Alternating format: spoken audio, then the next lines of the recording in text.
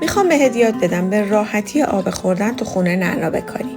نیاز هم نیست حتما گلدونای گرون قیمت بگیری و هزینه زیاد کنی. 2 تا آبکش سایز هم انتخاب کن و کف یکیشون رو کاملا سوراخ کن.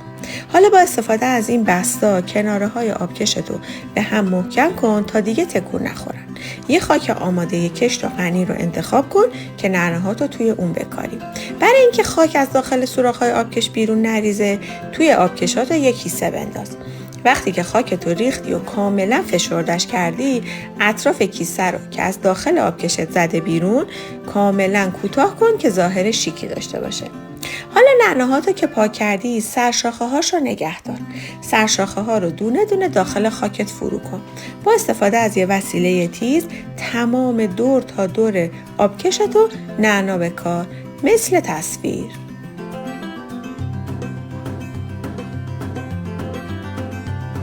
هرچی بیشتر به هم فشرده کنی، ظاهر سبدت خوشگل‌تر و نعنه‌هایی که به دست میاری خیلی بیشتره.